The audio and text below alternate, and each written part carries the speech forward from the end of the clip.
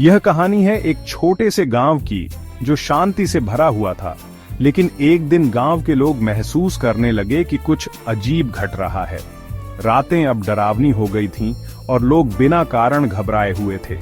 घरों के दरवाजे खिड़कियां अपने आप खुलने लगीं, अजीब सी आवाजें सुनाई देने लगीं और गांव के लोग धीरे धीरे खौफ में जीने लगे। गांव वाले कहते थे कि यह सब किसी बुरे आत्मा का काम है जो गांव में घुस आई है। हर कोई डर के साए में जीने लगा।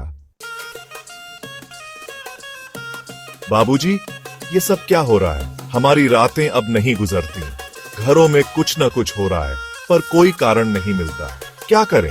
बेटा, यह आत्मा नहीं बल्कि एक भूत है। जो भी इसका शिकार बनता है वह पूरी तरह से खत्म हो जाता है, परंतु इसका एक तरीका है। अगर हम सही दिशा में प्रार्थना करें तो यह दूर हो सकता है।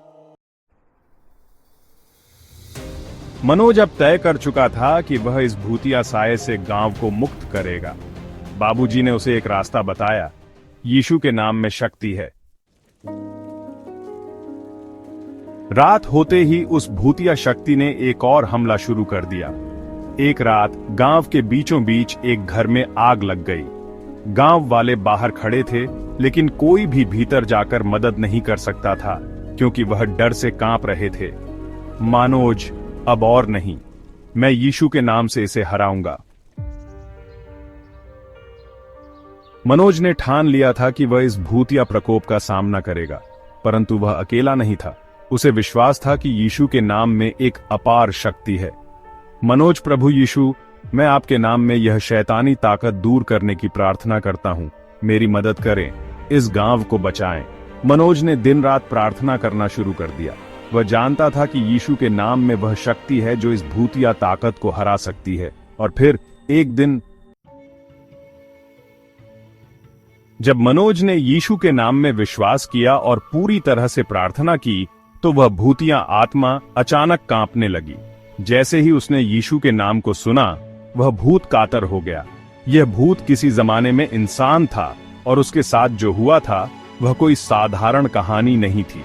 ईविल स्पिरिट, मैंने सजा पाई थी, लेकिन अब मैं मुक्त नहीं हो सकता। मेरी आत्मा को शांति चाहिए। उस भूत ने अपनी कहानी सुनाई।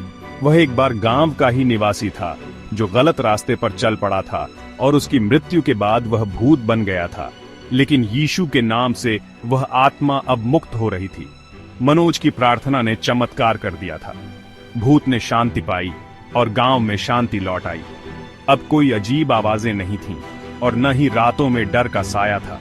मनोज ने न केवल गांव को बचाया, बल्कि यह साबित कर दिया कि अगर हमारे दिल में विश्वास हो और हम सही रास्ते पर चलें, तो किसी भी बुराई से लड़ने की शक्ति हमारे पास होती है। अगर आपको यह कहानी पसंद आई हो तो कृपया लाइक, शेयर और सब्सक्राइब करें। साथ ही हमें बताएं कि आपने क्या सीखा और आपके मन में क्या विचार हैं। हम अगले वीडियो में फिर मिलेंगे।